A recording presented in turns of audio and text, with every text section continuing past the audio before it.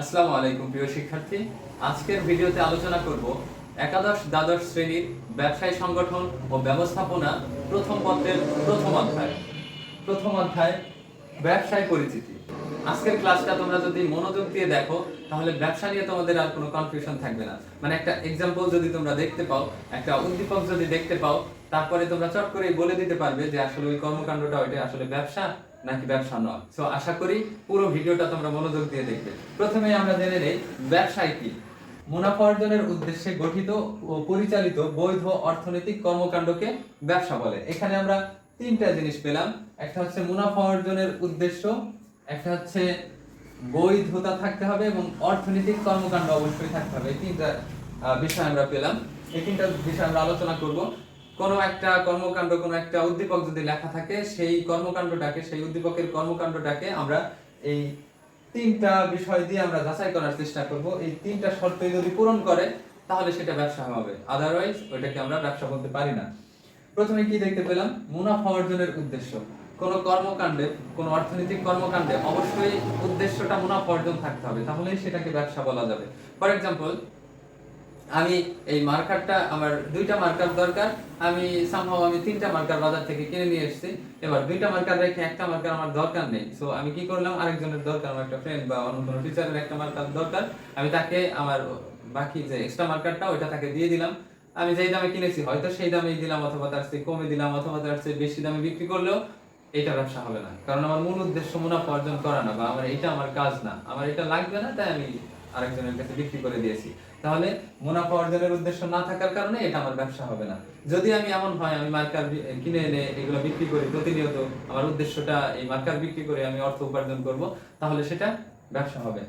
এবার আসি বৈধ। আমি যে অর্থনৈতিক কর্মকাণ্ডটা করব সেটা দেশের আইন বা সমাজের দৃষ্টিকোণ থেকে এটা অবশ্যই বৈধ হতে হবে, অবৈধ হওয়া যাবে না।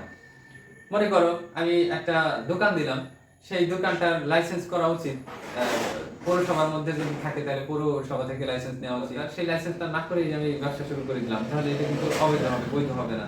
আবার ধরো দেশের আইন অনুযায়ী যেই পণ্যগুলো নিষিদ্ধ, যেমন আমাদের দেশে মাদক দ্রব্য বিক্রি করা নিষিদ্ধ, তাহলে আমি যদি মাদক দ্রব্য বিক্রয় করি সেখানে কিন্তু আমার উদ্দেশ্যটা মুনাফা অর্জন থাকবে এবং অর্থনৈতিক কর্মকাণ্ড ঘটছে, লেনদেন হচ্ছে, কিন্তু এটাকে ব্যবসা বলা যাবে না, কারণ ওইটা কি অবৈধ, বৈধ না। এবং অর্থনৈতিক কর্মকাণ্ড, অবশ্যই ব্যবসা হতে হলে সেখানে অর্থের লেনদেন থাকতে হবে, অর্থনৈতিক কর্মকাণ্ড থাকতে হবে। ফর এক্সাম্পল, আমরা অসুস্থ হলে আমাদের মা কিন্তু আমাদের সেবা করে, আমাদের বোন সেবা করে, সেবা করার বিনিময়ে তারা কিন্তু টাকা নেয় না, এখানে কোনো অর্থনৈতিক কর্মকাণ্ড ঘটে না, সেই জন্য এটাকে ব্যবসা বলা যাবে না। অন্যদিকে যখন আমরা অসুস্থ হয়ে হসপিটালে ভর্তি হই, সেখানে নার্স কিন্তু আমাদের সেবা দেয় এবং নার্সের সেবার বিনিময়ে কিন্তু হসপিটাল আমাদের থেকে চার্জ করে, আমাদের থেকে টাকা নেয়। তো নার্সের যে সেবাটা আমরা নেই সেটা কিন্তু ব্যবসা, হসপিটালের দিক থেকে সেটা কিন্তু ব্যবসা। কিন্তু আমার মা আমার যে সেবা যত্ন করে, এটা কিন্তু ব্যবসা হবে না, কারণ এখানে কি অর্থনৈতিক কোনো কর্মকাণ্ড ঘটছে না। তাহলে আজকে এই সংজ্ঞাটা থেকে আমরা কি বুঝতে পেলাম? ব্যবসা হতে হলে অবশ্যই মুনাফা অর্জনের উদ্দেশ্য থাকতে হবে, বৈধতা থাকতে হবে এবং অর্থনৈতিক কর্মকাণ্ড ঘটতে হবে, মানে অর্থের লেনদেন থাকতে হবে, তাছাড়া সেটাকে ব্যবসা বলা যাবে না। প্রিয় শিক্ষার্থী, চলো কিছু উদাহরণ দেখে নেই এবং এই ব্যবসায়ের সংজ্ঞার আলোকে প্রমাণ করি ওইটা আসলে ব্যবসা নাকি ব্যবসা না। প্রথম এক্সাম্পলটা আছে, ভাইকে উপহার দেওয়ার জন্য কাঁথা সেলাই। এখানে দেখো, এই যে আমরা তিনটা বিষয় বলেছিলাম, বৈধতা থাকতে হবে, ভাইকে উপহার দেওয়ার জন্য যে কাঁথা সেলাই করা হয়, কাঁথা সেলাই এটা অবশ্যই অবৈধ কিছু না, বৈধ। সো এই শর্তটা পূরণ করে। এরপর এখানে দেখো, ভাইকে উপহার দিলে সেখান থেকে কি কোনো টাকা নেওয়া হবে? অবশ্যই না। তাহলে এখানে কি কোনো অর্থনৈতিক কর্মকাণ্ড ঘটেছে? ঘটেনি, তাহলে এই শর্তটা পূরণ করে না। এবং মুনাফা অর্জনের কোনো উদ্দেশ্য আছে এখানে? অবশ্যই উদ্দেশ্য নেই, তাহলে এটা ব্যবসা হবে না। এটা কি হবে না? ব্যবসা হবে না। এবার আসি নাম্বার 2, বাড়িতে কেক তৈরি করে বিভিন্ন দোকানে বিক্রি। অনেক আছে বাড়িতে কেক তৈরি করে এবং সেগুলো বিক্রি করে, এটাই তার পেশা, এখান থেকে সে আর্ন করে। তাহলে সেটা কি হবে?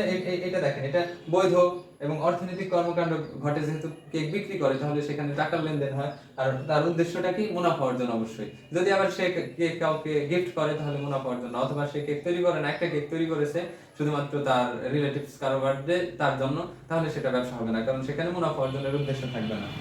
তাহলে বাড়িতে কেক তৈরি করে বিভিন্ন দোকানে বিক্রি করা, এখানে মুনাফা অর্জনের উদ্দেশ্য আছে, বৈধ অর্থনৈতিক কর্মকাণ্ড ঘটে।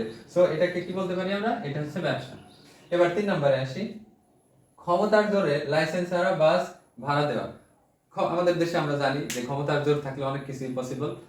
একজন 2টা বাস কিনেছে এবং বাসগুলো সে ভাড়া দিচ্ছে, তার বাসগুলো রাস্তায় চলাচল করছে, কিন্তু তার বাসের লাইসেন্স নেই। যদি পুলিশে ধরে, সে ধরো তার দল ক্ষমতায় বা তার অনেক ক্ষমতা আছে, সেই ক্ষমতার জোরে পুলিশ ছেড়ে দেয়। তাহলে এরকম হলে এটাকে আমরা ব্যবসা বলতে পারি না, কারণ এখানে কি, এখানে বলা হয়েছে ব্যবসার সঙ্গে বৈধতা থাকতে হবে। এখানে কিন্তু বৈধতা নেই, এটা লাইসেন্স ছাড়া গাড়ি চলার কিন্তু দেশের আইন অনুযায়ী বৈধতা নেই। সো এটাকে আমরা কি বলতে পারি না, ব্যবসা বলতে পারি না। এখানে কিন্তু মুনাফা অর্জনের উদ্দেশ্য অবশ্যই আছে এবং অর্থনৈতিক কর্মকাণ্ড ঘটছে এখানে, কিন্তু বৈধতা নেই, এই শর্তটা পূরণ করে না। সো এটাকে আমরা ব্যবসা বলতে পারি না। সো আজকের ক্লাসে যতটুকু আলোচনা করা হলো, এটা হচ্ছে ব্যবসায়ের পরিচিতি নিয়ে। একটা ব্যবসা, একটা এক্সাম্পল দেখলে আমরা কিভাবে বুঝতে পারবো যে এটা ব্যবসা নাকি ব্যবসা না, সেই বিষয়টা আশা করি তোমাদের ক্লিয়ার হয়ে গেছে। তো সবাইকে ধন্যবাদ আজকের ক্লাসটি সম্পূর্ণ দেখার জন্য। আগামী ক্লাসে আবার দেখা হবে, সে পর্যন্ত সবাই ভালো থাকো, সুস্থ থাকো। আসসালামু আলাইকুম।